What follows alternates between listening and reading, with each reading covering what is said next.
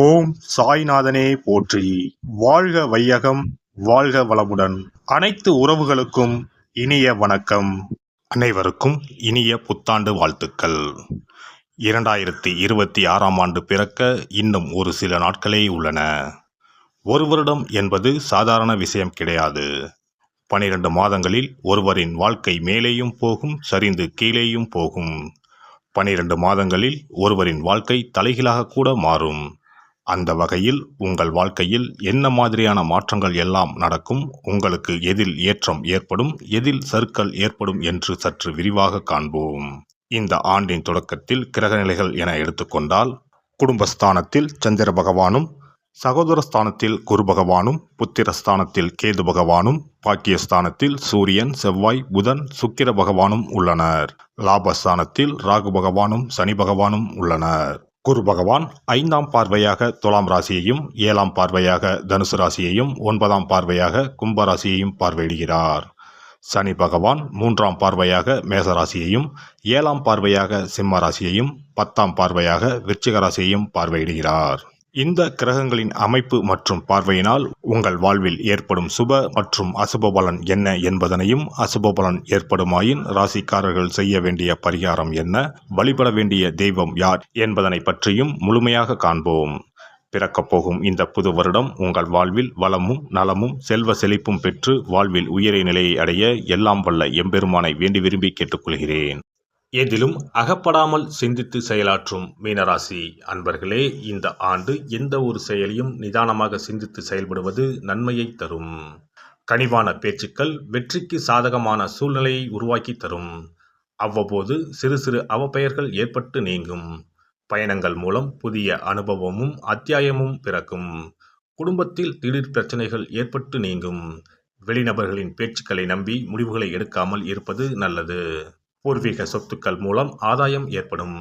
சிந்தனையில் இருந்து வந்த சில குழப்பங்களுக்கு தெளிவான முடிவுகளை எடுப்பீர்கள். புதிய தொழில்நுட்ப துறைகளில் இருப்பவர்களுக்கு சாதகமான சூழல்களும் வாய்ப்புகளும் உருவாகும். உத்தியோகத்தில் இருப்பவர்களுக்கு இந்த ஆண்டு பொறுப்புகள் அதிகரிக்கும். பல விஷயங்கள் தெரிந்தாலும் வெளிப்படுத்துவதற்கான வாய்ப்புகள் கிடைப்பதில் தாமதம் ஏற்படும். மற்றவர்கள் பற்றிய கருத்துக்கள் கூறுவதை குறைத்துக் கொள்ளவும்.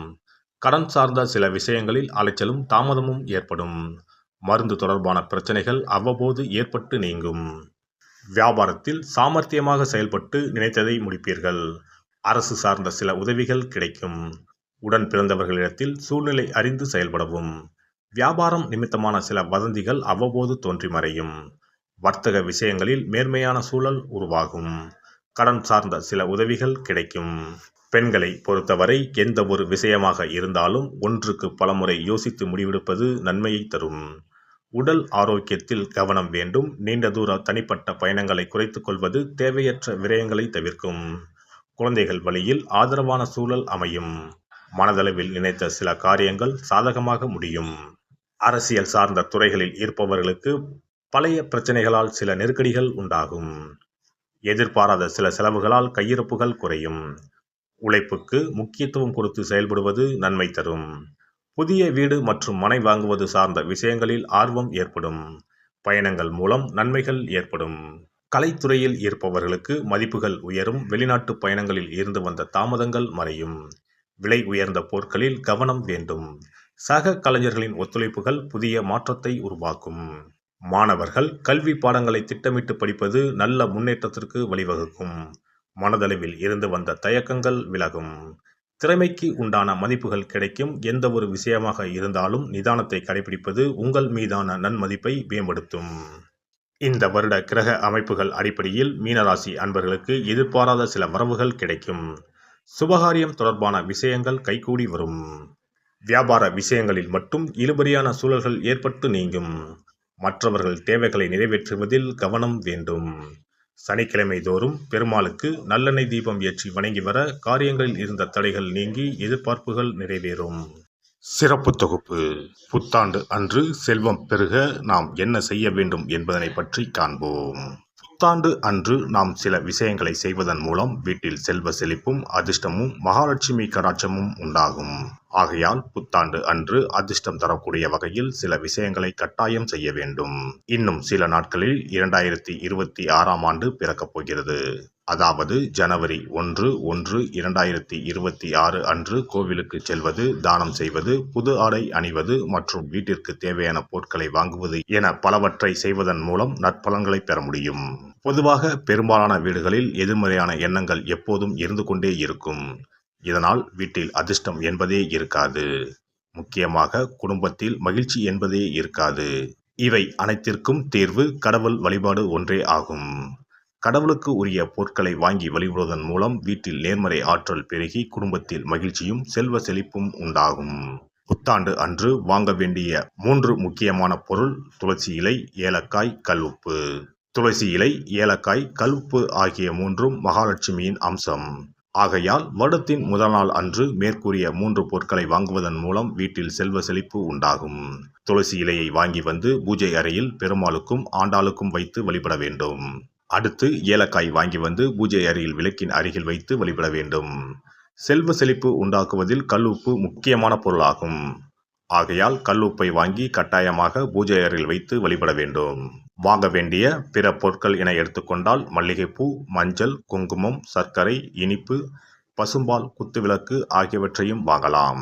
புத்தாண்டு அன்று அதிகாலை எழுந்து குளித்து பிரம்ம முகூர்த்தத்தில் பூஜை அறையில் விளக்கேற்றி வழிபட வேண்டும். அடுத்து கோவிலுக்கு சென்று அபிஷேக பொருள் வாங்கி கொடுத்து தரிசனம் செய்ய வேண்டும்.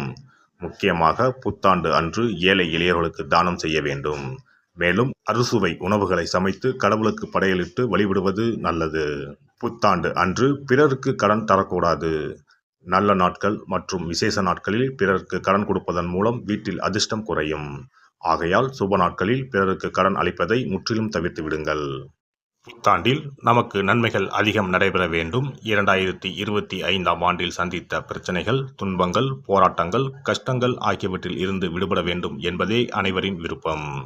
புத்தாண்டு பிறப்பதற்கு முன் எந்தெந்த பொருட்களை நம்முடைய வீட்டில் இருந்து அகற்ற வேண்டும், இவற்றை வீட்டில் வைத்திருப்பதால் என்னென்ன பாதிப்புகள் ஏற்படும் என்பதையும், இவற்றை அகற்றுவதால் புத்தாண்டில் என்னென்ன நன்மைகளை பெற முடியும் என்பதை பற்றியும் தெரிந்து கொள்வோம்.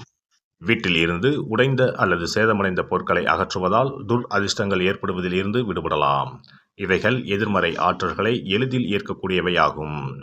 உடைந்த பொருட்கள், பழுதான சாதனங்கள், விரிசல் விழுந்த கண்ணாடி, உடைந்த நாற்காலி ஆகியவற்றை வீட்டில் இருந்து அப்புறப்படுத்திவிட்டு புதியவற்றை வாங்கலாம். நல்ல நிலையில் இருக்கும் பொருட்களாக மாற்றுவதால் வளர்ச்சி, நேர்மறை ஆற்றல்கள் ஏற்படும். பழைய துணிகள், புத்தகங்கள், பாத்திரங்கள் ஆகியவற்றை வீட்டில் இருந்து வெளியேற்றி விடலாம். வேறு யாருக்காவது தானமாகவும் அல்லது மறுசுழற்சி முறையில் பயன்படுத்தக்கூடியதாகவும் மாற்றி அமைக்கலாம். இதனால் நேர்மறையான விஷயங்கள் எப்போதும் வீட்டில் நடந்து கொண்டே இருக்கும். தேங்கிய நீர், காய்ந்த பூக்கள் ஆகியவற்றை வீட்டில் இருந்து தூக்கி எறிவதால் எதிர்மறை ஆற்றல்கள் வீட்டில் பரவுவதை தடுக்கலாம். புதிதாக இருக்கும் மலர்கள், புதிய தண்ணீர் ஆகியவற்றால் வீட்டில் எப்போதும் புத்துணர்ச்சி நிறைந்திருக்கும், மகிழ்ச்சி மலரும். காலாவதியான உணவுப் பொருட்கள், மருந்துகள், அழகு சாதன பொருட்களை வீட்டில் வைத்திருப்பதால் வீட்டில் தேக்க நிலை, எதிர்மறையான சூழல் இருந்து கொண்டே இருக்கும். இதனால் வீட்டில் அடிக்கடி நோய்களும் வந்து கொண்டே இருக்கும்.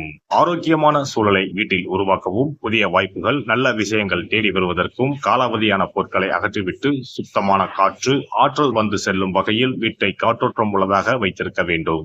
எல்லாம் வல்ல இறையருளால் நீங்களும் உங்கள் அன்பு குடும்பமும் உடல் நலம், நீலாயுள், நிறை செல்வம், உயர் புகழ், மெய்ஞானம் ஓங்கி வாழ்க வளமுடன். இந்த வீடியோ பதிவு உங்களுக்கு பிடித்திருந்தால் லைக் பண்ணுங்க, கமெண்ட் பண்ணுங்க, ஷேர் பண்ணுங்க, மறக்காம சப்ஸ்கிரைப் பண்ணுங்க, பக்கத்துல இருக்கிற பெல் பட்டனை கிளிக் பண்ணுங்க. நன்றி, வணக்கம். ஓம் நமச்சிவாய. சிவாய நம.